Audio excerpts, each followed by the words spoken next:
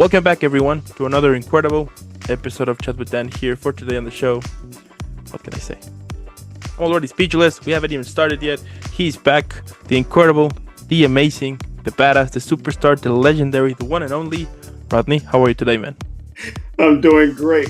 And that introduction makes me laugh because I'm like, I'm not that amazing. But thank you.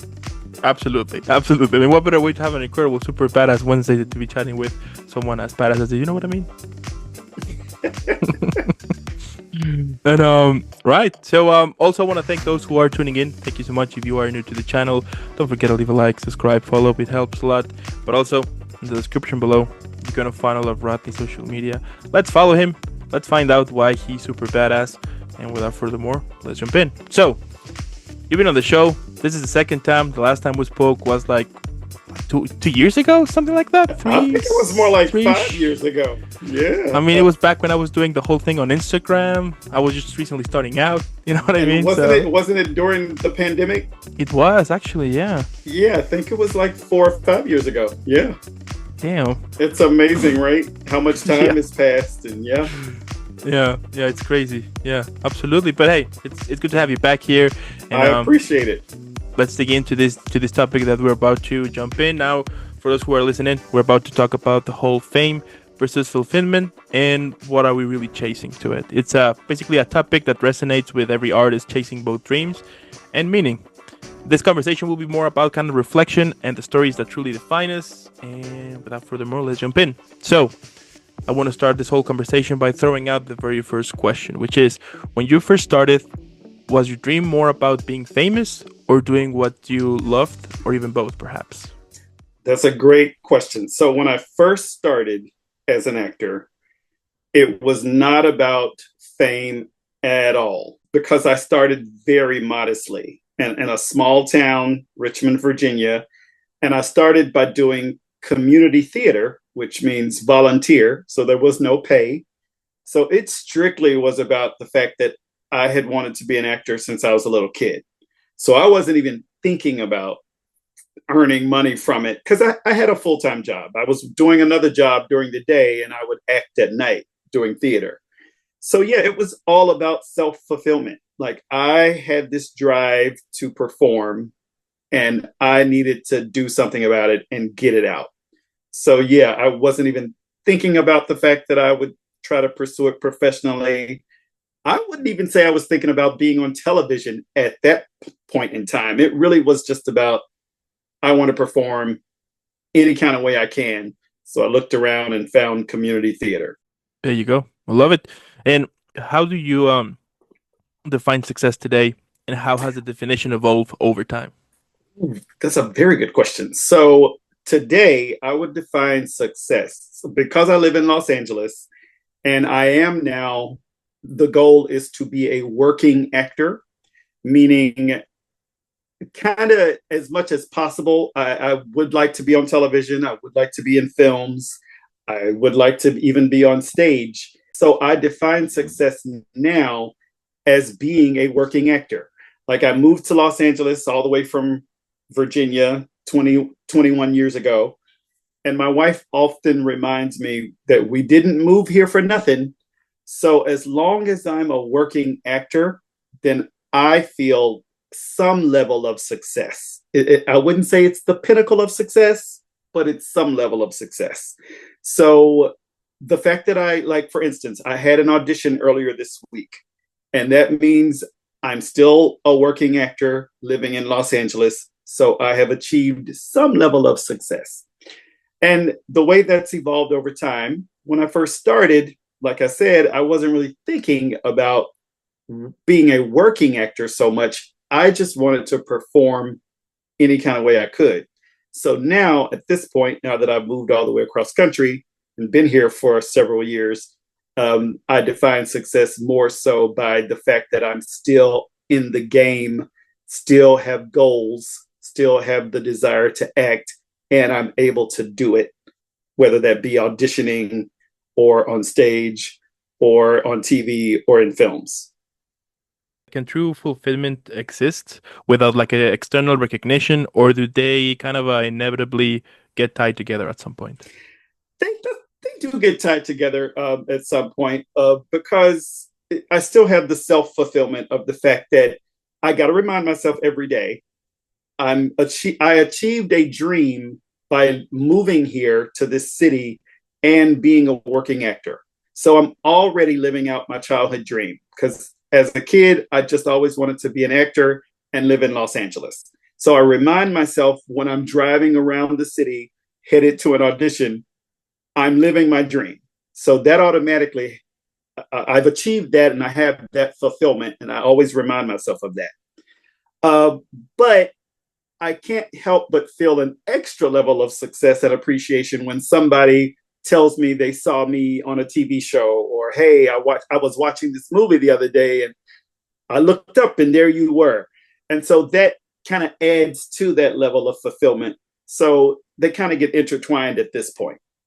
So it's more like a plus or like you know what I Yeah, mean? Like like a bonus. there you go, bonus. Yeah, that was what I Yeah, was so looking. it's just another reminder. Not only am I living in Los Angeles and I'm living out my dream, but I've achieved a little level of success. I've been on television, so because people recognize me or they've seen me, so it's a reminder for me to be grateful.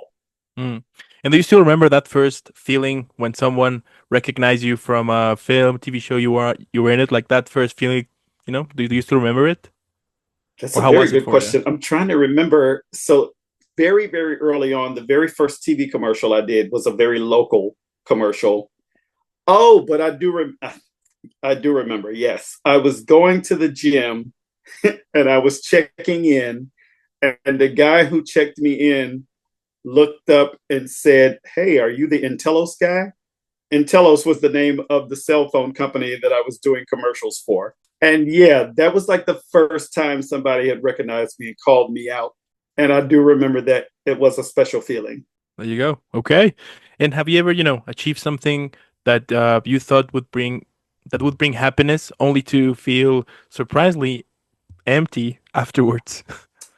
Hmm. I can't think of anything that has had that effect on me. I guess most things that I think would make me have that feeling of fulfillment and that feeling of happiness, they have come through. Yeah, I'd have to think really hard about something where it wasn't all it was cracked up to be. And I can't think of anything because I love acting so much and any experience to do it is a good experience. So yeah, I can't think of a knock on wood, can't think of a bad experience or one where I thought it was going to be more than it was. I take those type of situations as kind of a learning lessons. You know what I mean? To Yeah, try to be optimistic to it and be like, okay, so maybe it didn't work the way I wanted to, or maybe it wasn't what I was expecting to, but hey, at least I can take something to it, so then I can work on my personal craft to it or something about it. You know what I mean? yeah, right. The closest I can think of to get to that is some of the days when you're performing are long and drawn out. Like it's a lot of waiting around. The standard day on a TV or film set is a 12-hour day. So there have been moments where I would be on set. And just in general, as an actor, you feel like when you're on set, you're happy and it's going to be great. But a lot of times you're on set and you're really just twiddling your thumbs and bored and waiting in your trailer for the next scene or waiting for your part to come up. So I would say that's a little glimmer of when people think it's all glamorous and fun all the time, and sometimes it's just like you're just waiting around bored. And once you're having like those 12-hour sessions and everything, how you usually decompress? I usually decompress, but well, it starts as soon as I leave the set and I'm in the car on the way home, like I'm listening to music. And it's kind of like when I'm on set, I'm flying high. And so it takes a while to come down back to the real world. And then by the time I get home, I'll usually sit up a little bit and watch TV. I might decompress by recounting the day with my wife, but something to bring me back to earth, back from the high of working on a TV set. I mean, at the end, it's a job. You know what I mean? That's So right. It is. It's work at the end of the day, and that's something where those 12-hour days they remind you when you're sitting around like, oh, this is work. I am being paid for my time, which is totally. valuable. There you go. What's one kind of a unexpected moment or of fulfillment that meant more to you that public recognition ever could? That's a great question. So the first thing that comes to mind is when I filmed an episode of the sitcom Modern Family on ABC. And at the time, it was my favorite sitcom. Like, I loved the show, I never missed it. And it was a dream of mine to be on it. So when I got an audition for it, I was super excited. Went through the audition process and I actually got the part. It was awesome. And I only had like maybe 3 lines. It was a really small part. But I loved the show so much. I had become a huge fan of one of the main stars. His name is Ty Burrell. He played the dad on the show. Phil Dunphy was his character. So the day that I got to set to shoot the show, I was in a scene with him. And during one of our breaks, where it was time to eat dinner, we were at a local restaurant because we were shooting the show on location near this restaurant. So it's time for the dinner break. We're in line getting our food, and I just happened to end up in line right behind him.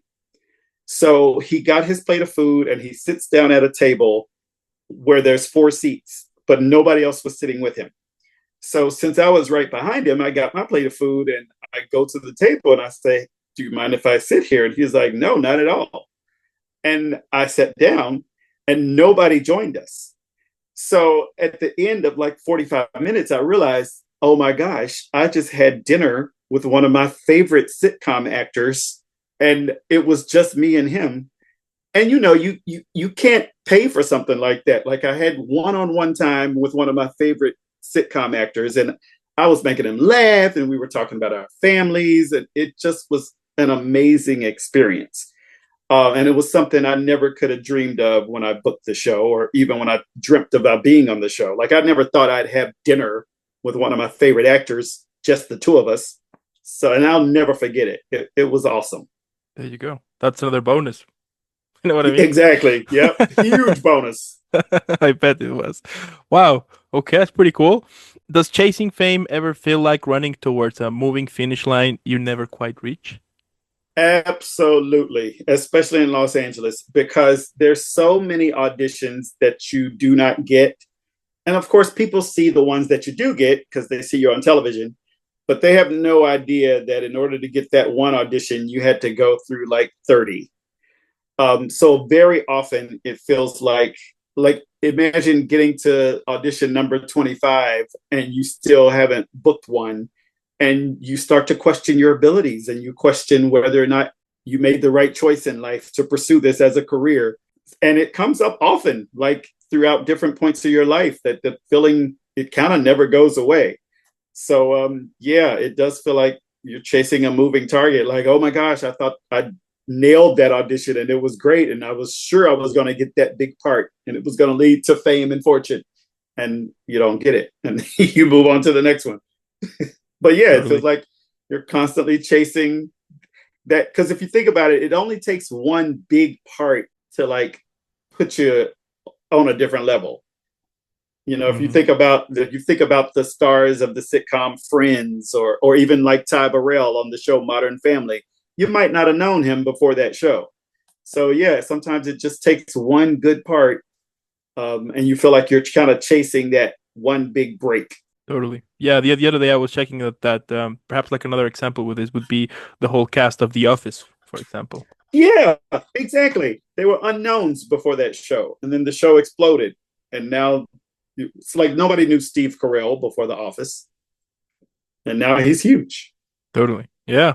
So you never know. That's pretty cool. And that is one of the greatest things about life, that as long as you stay kind of committed to the work and you stay focused to it, of course, there's times in which you're going to question yourself, but as long as you kind of stay, you never know. And that, I think that is the whole beauty of it. And also it shows you how, yeah, like how amazing life can be sometimes. You know what I mean? That's right. That's part of the reason why I enjoy it. It's kind of like enjoy pursuing this as a craft. It's kind of like playing the lottery, and I just make it a big game. So sometimes, like you said, you just never know where it's going to lead you. Hmm. Hmm. And how do you stay grounded when, public validation plays such a powerful role in the entertainment world? A couple of things help me stay grounded. One is my faith. I was raised in a religious home. So just having a connection to something bigger than myself is always a good reminder that it's not all about this career or the pursuit of this. There is something bigger, and there's a bigger world out there, and there's more meaning to life than just trying to be on TV. That's the one thing. And the second thing is surrounding myself with people, genuine people who love me just for me being who I am, not for being a successful actor. It's always a reminder when I come home and just hang out with my wife, because as much as she loves me, of course, she keeps me grounded because she's not in the entertainment business. She enjoys it and she likes TV and films, but she doesn't work in it. So she's always a good reminder that there's more to life than just entertainment and pursuing that. Hmm.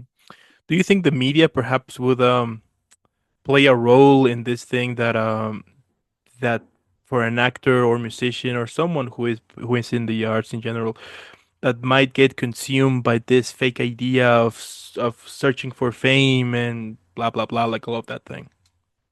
Yeah, the media definitely plays a part in it because they put actors and performers up on a pedestal, and we can't help it. I mean, that's part of what drew me to television as a kid. Just there was something about seeing someone on screen that made me feel like that person is special, and I want to be on that screen too.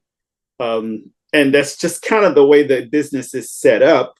You know, you get more eyeballs the more the media pushes you to fame, to fortune, or whatever. So the more that they put you on a pedestal, the more people want to look at you.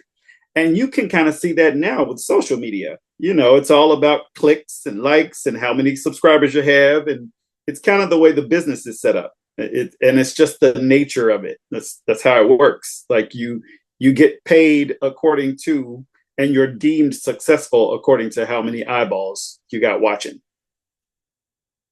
Yeah, it's crazy, right? To get consumed, not to get consumed, but it's Right. difficult for sure. It is, but that's when it helps to have the faith and people around you who love you outside of the business or outside of seeing you on the screen. Absolutely. And in your experience, can ambition, fame, and happiness ever truly balance? Ooh, I would say yes, because we all see many examples of where the people do seem to balance, the celebrities do seem to balance it well, where they are well adjusted and they're doing good work, and they're also doing things to help society and help their communities. Like there's tons of celebrities that are out there doing great things and being good citizens and good stewards of their fame and their fortune. So I think it can be achieved. Absolutely. There you go. I love it. Was there a moment when you realized fame wasn't going to save or even complete you? Mm. Was there a moment I realized that? Yeah, not to get too somber, but yeah, it's a reminder when you lose somebody who's important to you. My mother passed away last year, so it's been over a year now, but she cannot be replaced, you know. And I love my mom, but we had a great relationship.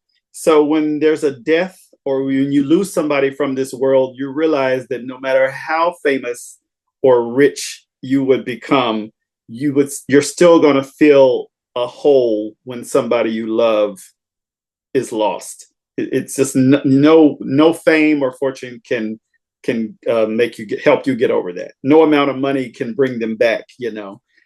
So that's a good reminder that, like I said earlier, that there's definitely more important things than fame and fortune. Mm, okay.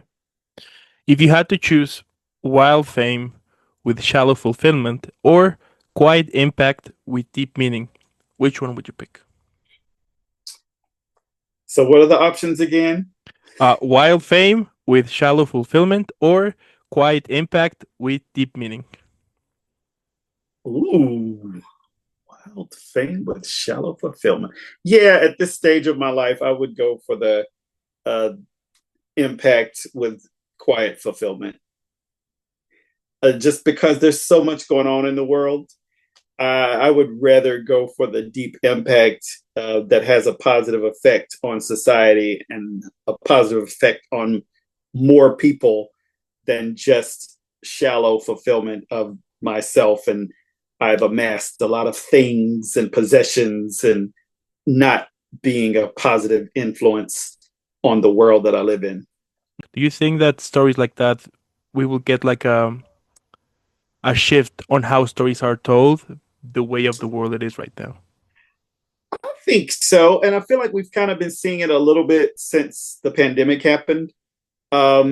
The pandemic, and in the midst of the pandemic, I don't know if you remember when it happened here in America, the George Floyd whole Mm-hmm. incident where he got killed by the policeman.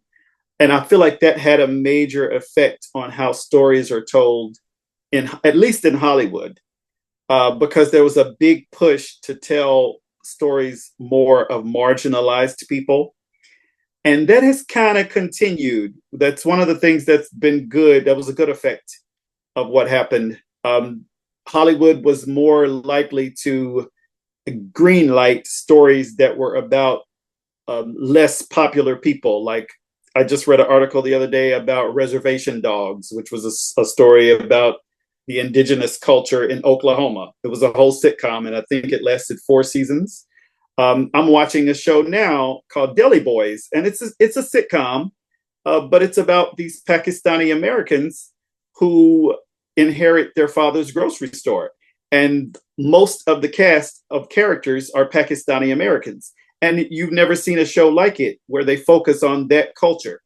Um, so those are just two examples that I think Hollywood is having a push of looking for more unique stories and creative stories that haven't been told before. And I really appreciate the fact that they're doing that. Mm-hmm. Yeah, absolutely. We can also see how they are kind of embracing different cultures to it. As not Yep. as back in the day. I remember that it was a film in based in Italy, right? And then Uh huh. suddenly all of the cast were a bunch of actors from the U.S.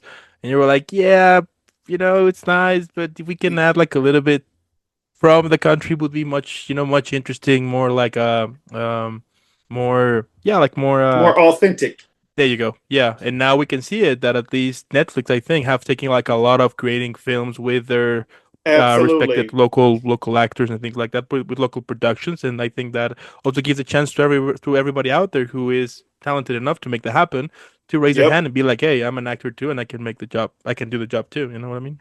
Yeah, Netflix is a great example of how it's making us all think more globally and more internationally. Because if you log into Netflix, there's stories from all over the world.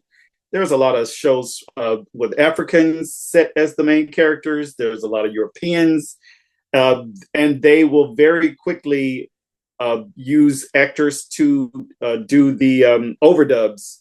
Like it's not uncommon to see an Italian series or a foreign series, and then Netflix will hire English actors to speak the lines so that we can understand it.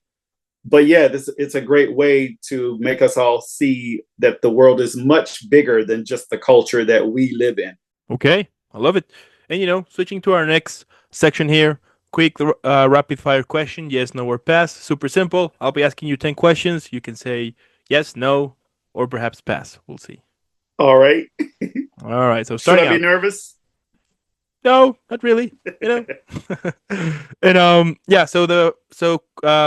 number one. Have you ever thought about quitting the industry altogether? Oh yes. Would you still pursue your craft if no one ever recognized your work publicly? Yes. Absolutely. Does social media sometimes make you question your value? Yes, a little. Okay. Is chasing legacy more important to you than chasing fame? No, I wouldn't say more important. Okay. Have you ever felt pressure to fake confidence when you didn't feel it deep inside? Oh yes. Would Doing you walk away auditions, yes.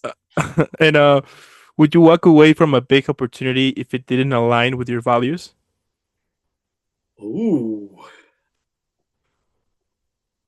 I'm gonna say no at this point in my life. I don't think so. Fair enough. Do you think fame today is harder to maintain than fulfillment? Mm. Yes, with the social media, I'd say yeah, it's harder to Okay. maintain. Yeah, Okay. Have you found a community that truly sees you beyond your achievements? for sure. Yes. Okay.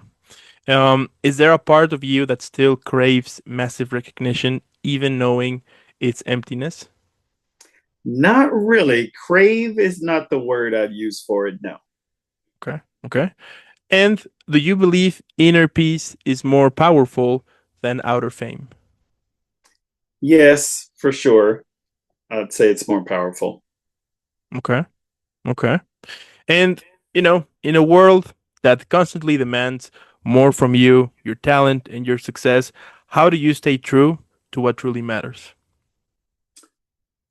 How do I stay true to what really matters? I always go back to where my desire to pursue this career came from and how it started.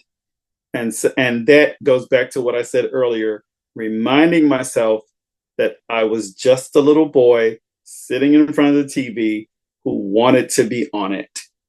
And I just kind of naturally had this desire to pursue this career. It wasn't something that I can tell you where it came from because I've had it since I was 5 or 6 years old.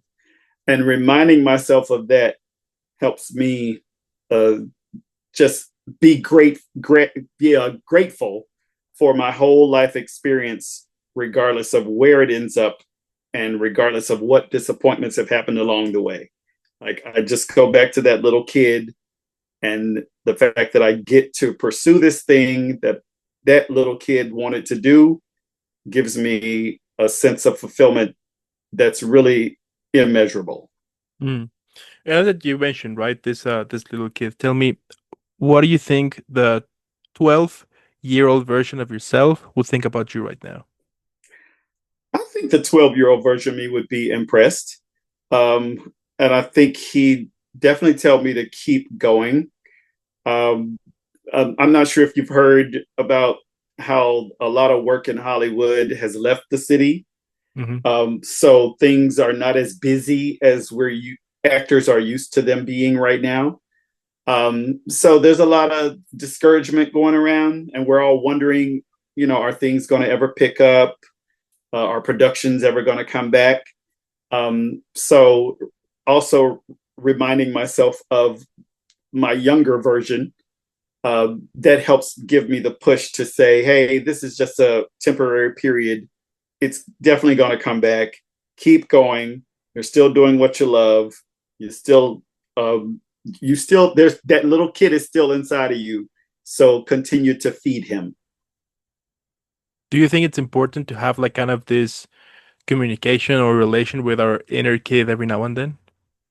Absolutely, especially for an artist, because that's where your sense of fun and creativity can come from.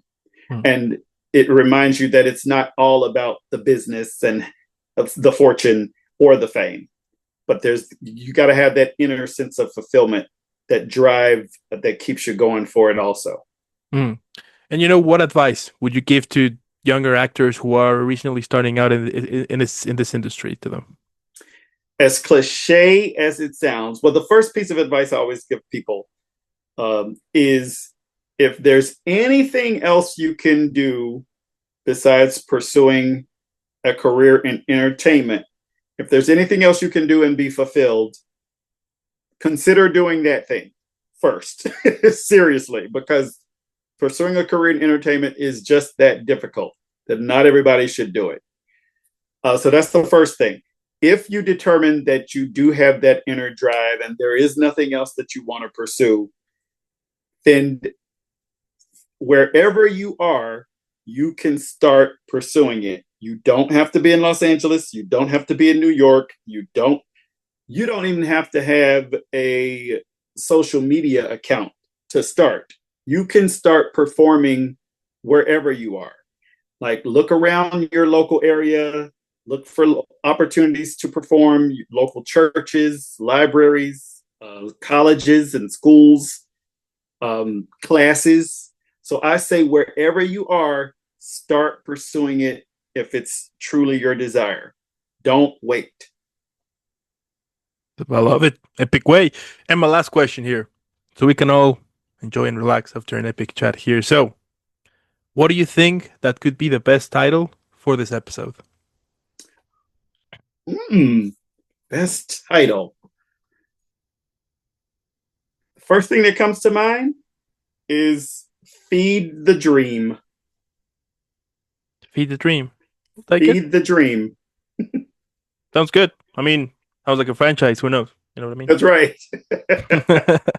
And I mean, at the end, what can I say, man? I mean, the fact that you are doing it, that you are that you are keeping out there doing your work, showing how how talented you are and everything. That's pretty cool. We all know that focusing or pursuing something outside the box, outside the 9 to 5 and all of that, usually can be a little pain in the butt sometimes. But the fact that you're going out there, making it happen, that's pretty cool. And also, it shows a positive message to it. Besides creating cool content, cool characters, and everything for us to see, you're also showing that dreams are possible. And I think something so positive like that is something that we should be putting more attention to it, especially now in this crazy day that suddenly we just want to kill each other and things like that. The fact that we can rely on people like you, it's incredible, and that's why you're badass, man. There you go.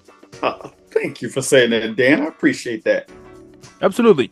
I do want to thank also those who stayed the whole episode. Let us know what you think in the comments below.